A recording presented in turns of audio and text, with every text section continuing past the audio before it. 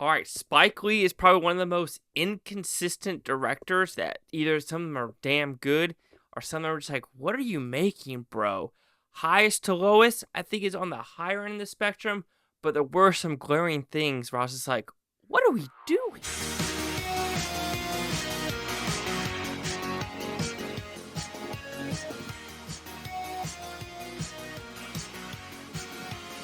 Chase Lee Hockey here with the Blue Futon reviewing highest to lowest. And what is this about? Pretty simple premise. Denzel Washington's a musician mogul. Something happens to his son and his driver's son as well, kidnapped.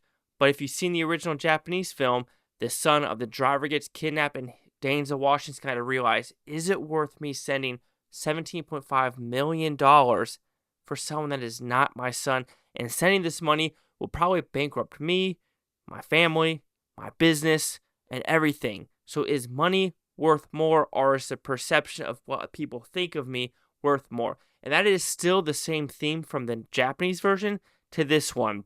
And this is a hard movie to remake because if you watch the Japanese one, it is a haunting movie about that same things I talked about, and also just the underbelly of Japan and the drug war and things going on during that time.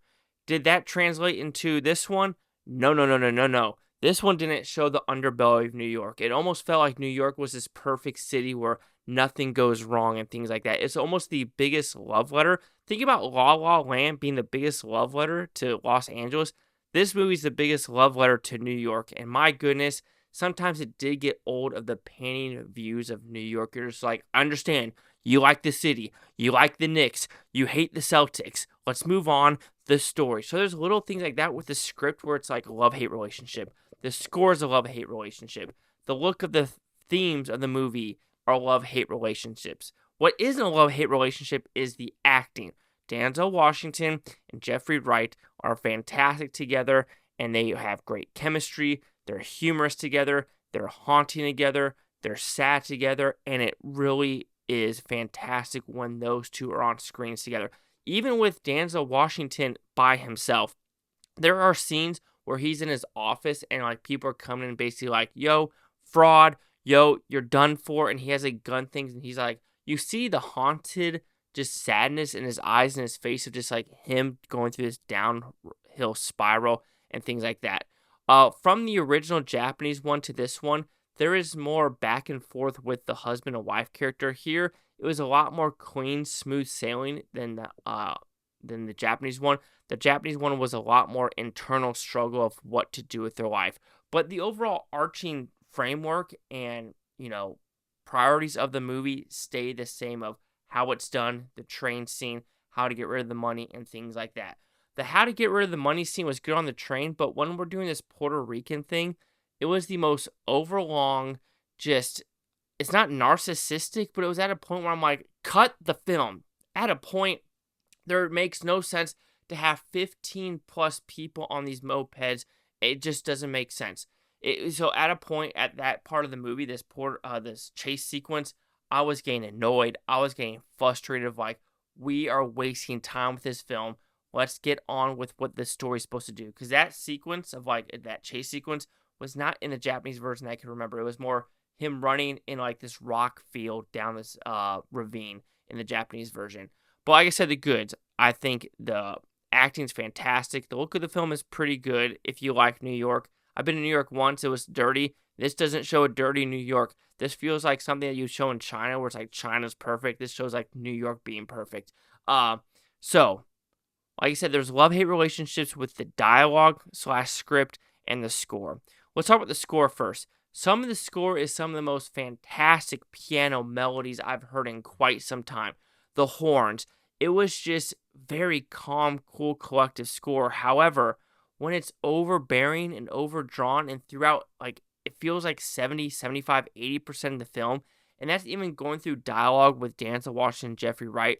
At a point, I just want to hear people talk and their emotions without having the score kind of try to manipulate your emotions, and that really was felt throughout this film. I'm just like, let me hear the dialogue. I know I could understand Jeffrey Wright. He's Academy Award nominated. Denzel Washington, he's a winner of like 2 Academy Awards. They know how to sell emotion and I don't need music to manipulate me in what they are feeling. So there's little elements of that where I'm just like, ugh, what are we doing here? The dialogue. Okay, some of the dialogue is fantastic, and some of it is like, that's just so out of place. Of like, why would that cop say that? That makes no sense.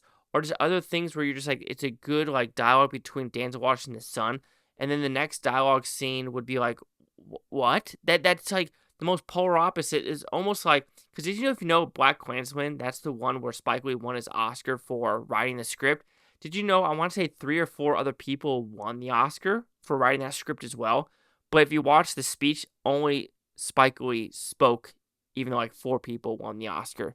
It's not written, this one says it's not written by Spike Lee, but you can just feel like there are elements where it's like someone else wrote some elements in this script, because it's like, that does not match with what a lot of this movie is portraying to be like. You're just like, what are we going here? Production design. It's very much a black movie with like Africa, with Muhammad Ali, with Aretha Franklin, and a lot of cultural relevance. However, that's fine. Cool, calm, collective.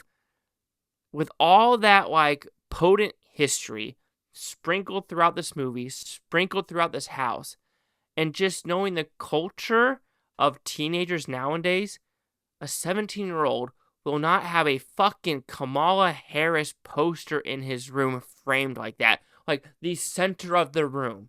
That makes no sense. He's a huge basketball star. Knicks. It would be more like Brunson, even though he was in the Mavericks first. But you know where I'm getting at.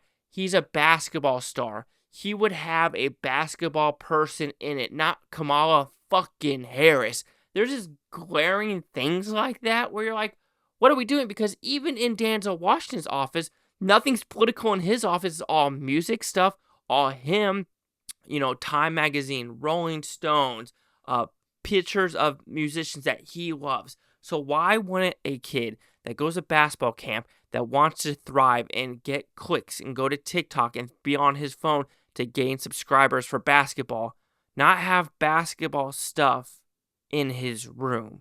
And so there was little just like eye-rolling stuff like that in this movie where you're just like, what are we doing?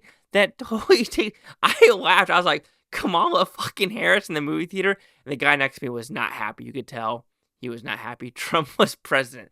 But I mean, it's just things like that where it really kind of bugs me in the movie where it's like, that does not match this character whatsoever. And I've said that in a lot of other movies where it's like, why is that character doing that? It has nothing to do with his persona. Also, the dialogue between A$AP Rocky and Denzel Washington at the end, it's very solid when they're in the studio, if you want to put it that way. But then there's a weird ass scene with A$AP Rocky like singing and like or rapping, let's put more rapping, with like 4 people twerking in the background, and Denzel Washington kind of doing this weird thing. It's like, it turned to a mini music video at the end. I'm like, what is this? That is so bonkersly weird to put this in the film that it kind of took me out, because I know for a fact with the Japanese version, it ends in jail cell. This one doesn't end that way. It ends a little bit different.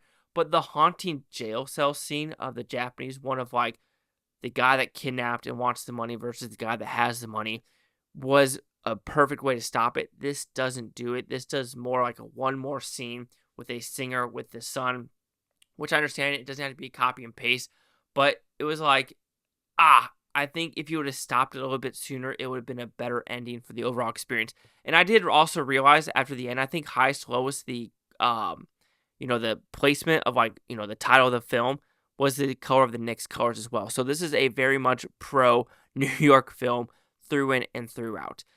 Editing, not bad. Some weird transitions as well. Oh, one more thing. The most blaring product placements between A24 and Apple.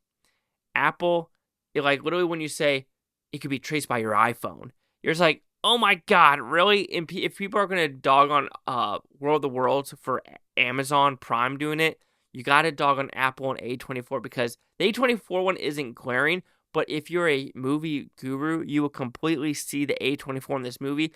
But when like Denzel Washington is with his iPhone all the time, and people are wearing their iPods all the time, or people are wearing their Beats all the time, and things like that, you're just like, okay, Apple, we understand.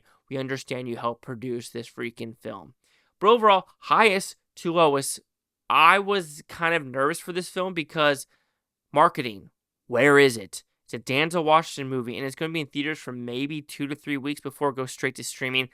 I don't know if a lot of people even knew this came out or is going to come out unless you're a hardcore Denzel Washington fan or you're a Spike Lee joint fan. Because all of the other movies also, like, the Netflix one, Defy Bloods, I was very disappointed in that one. But this one, I thought it was one of the better ones. Yes, some glaring, like, WTF moments where you're like, this doesn't mean anything with the movie. Like, some of the production design stuff is weird. The score sometimes is jarring to stop. The dialogue sometimes just felt out of place with a lot of the characters. And that Puerto Rican scene, sure, I understand you want to show heritage, but sometimes, like, you got to cut some of this out. You got to cut some of this out. The editing, it needs to stay on the editing floor. So highest to lowest will receive a 3.5 out of 5 Futons, which equals at 70%. So see the critics and user scores gave this one. So we have a 92% with the critics with 48 of them.